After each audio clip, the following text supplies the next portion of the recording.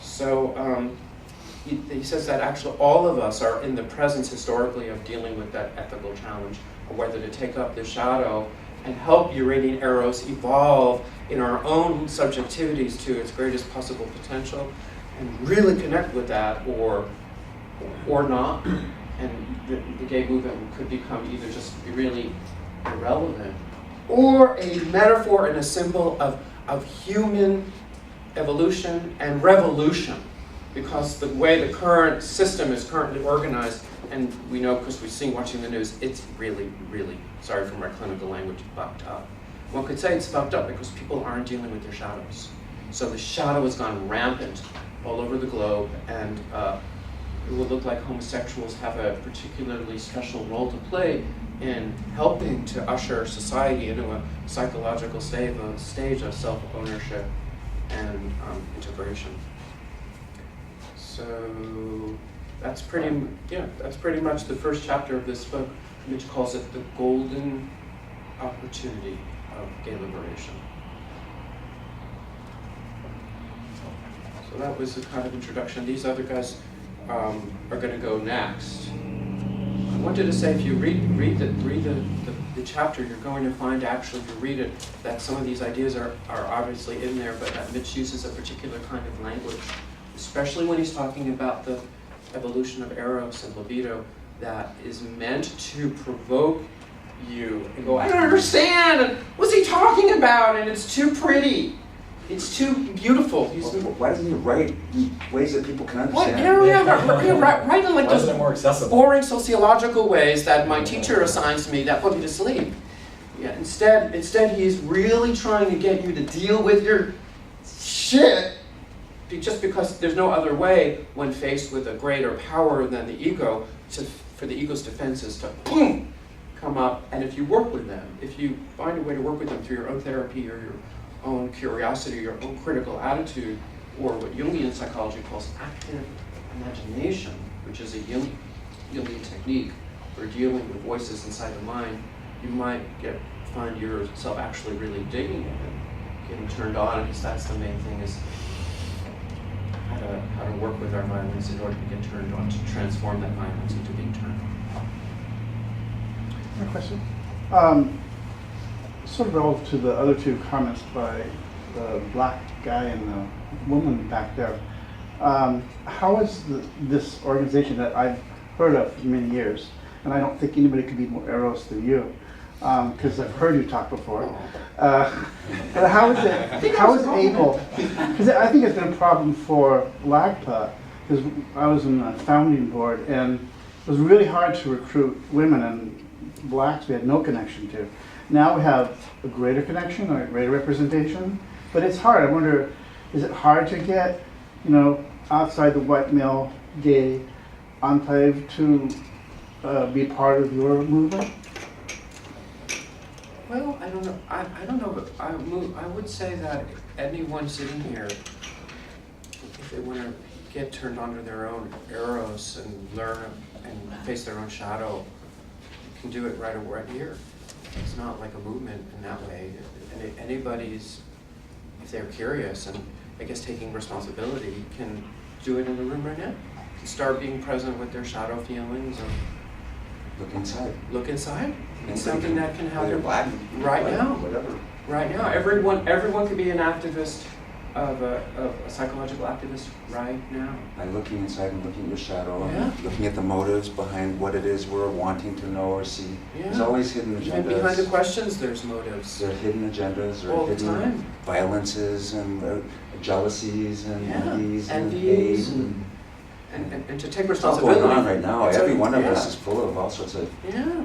hidden violence. Yeah, all of We're us. all hurt growing up. We're all damaged Yeah. from a gay-centered perspective, a gay-centered psychological. We're all fucked up Yeah. in the most profound ways. And what we're trying to do is say, let's try to open that up. It's scary to do that because it can get very messy. Right. And like Doug is saying, but let's see if we can try to do that. That's the revolution, to transform, the hidden message behind your question, for example, into some, generative experience of opening up and being able to relate, with who we really are deep down inside. Like Doug is saying, for the idea of some kind of amazing possibility that lurks in what Doug is referring to as Uranian eros, this erotic charge that is so beautiful and so powerful and so wonderful.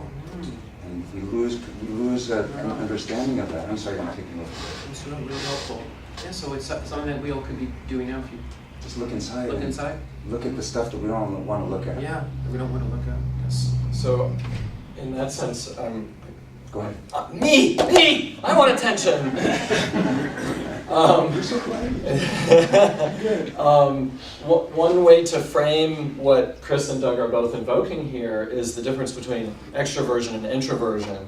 And those terms get thrown around in a pretty casual way in the pop culture or even here at Antioch.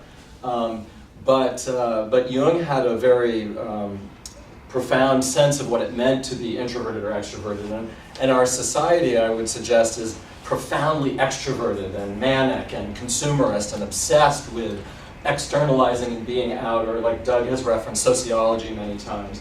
And this is even true in the gay rights movement or the LGBT rights movement. And this is not to say that extroversion is bad. This is part of achieving psychological wholeness, that we balance extroversion and introversion. But because we're in such a, I want us to say, extremely extroverted society, then I think Mitch's work, because Mitch is personally, as I know Mitch, an introvert, and I think Mitch is reclaiming introversion for a ridiculously extroverted society. And so he's privileging these, like Chris was just describing, these our internal experience over an external experience or over social dynamics. And that's not in any way to discount or minimize social dynamics or racism or sexism, or those dynamics are all important, and having civil rights is important, but Mitch says we need a voice for the inner world.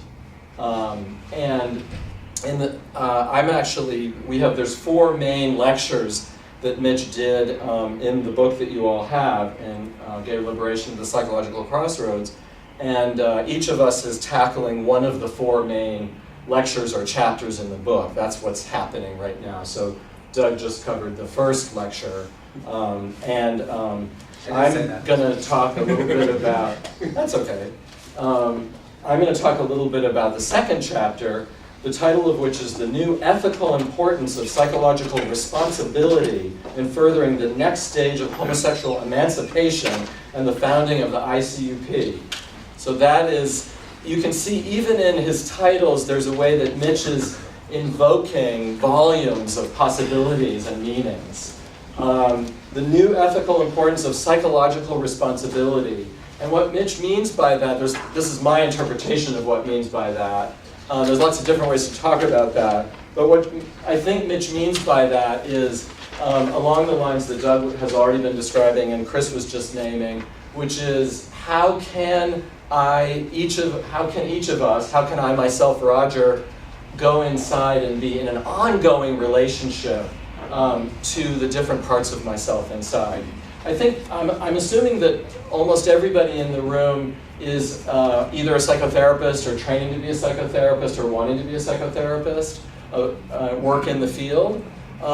So one question that we haven't really addressed yet is, how is this clinically relevant? And Mitch's work is intentionally, strongly focused on the individual, or in this case we might say on the therapist, rather than the details of what you're doing with your clients, what the clinical interventions are going to be. And maybe most of the material that we're going to be talking about today might not translate into a specific intervention with your client that you would actually say to a client, though it very possibly could do that. But even if it doesn't do that, depending on where your client's at, who your client is, what their needs are, what their goals are in therapy, the suggestion here, especially in terms of developing psychological responsibility, is especially relevant for therapists, because the more that, in this way of thinking about things or feeling into things, the more that as therapists we can be present with both our own trauma and the possibilities of what it means to be homosexual. And that homosexuality can be a part of the psyche, or it can be your centralizing personhood, depending on who you are and how you identify yourself. but to appreciate the homosexual aspects of the psyche, and how that provides I think of Mitch working with a much bigger canvas, that he's painting a much bigger portrait than what most psychology tests do, I think, as you were beginning to evoke, Doug.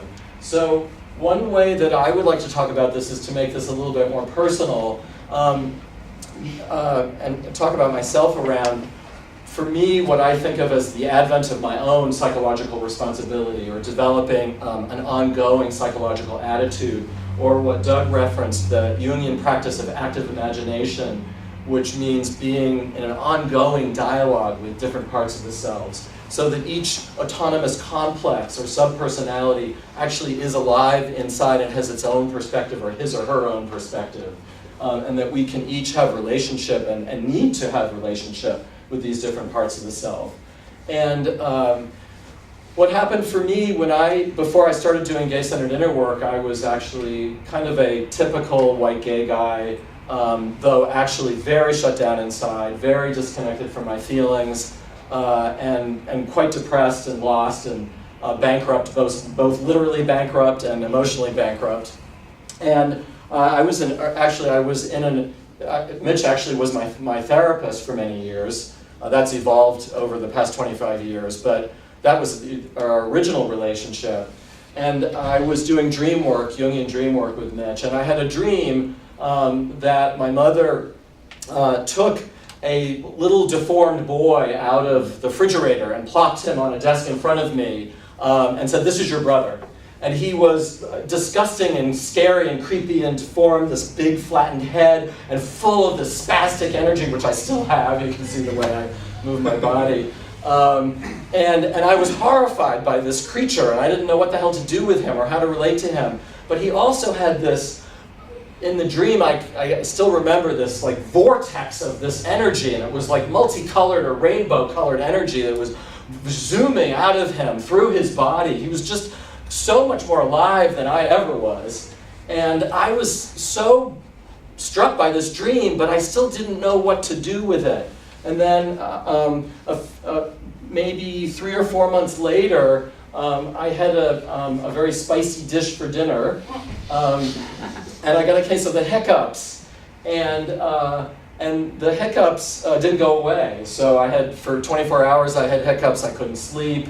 They were just getting more and more intense. I went to the doctor. They actually gave me a low dose of Thorazine, which is an antipsychotic, which is supposed to evidently calm the diaphragm spasms that cause hiccups.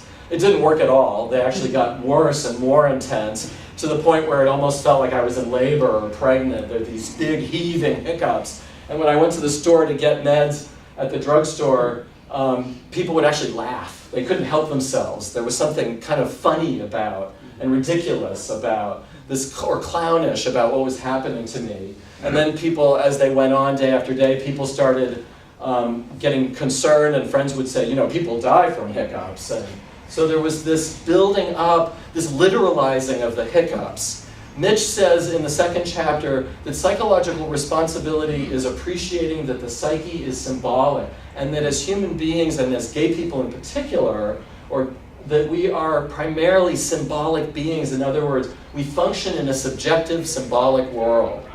And of course, I didn't understand that very well at the time, even though I had had that powerful dream of that kid. So I was trying to get all these different medical solutions and acupuncture solutions. But then in the 5th day, I was so desperate and panicked because none of the medical stuff was helping. The hiccups were getting bigger and louder. So I called Mitch and I said, "Mitch, I'm panicking. What do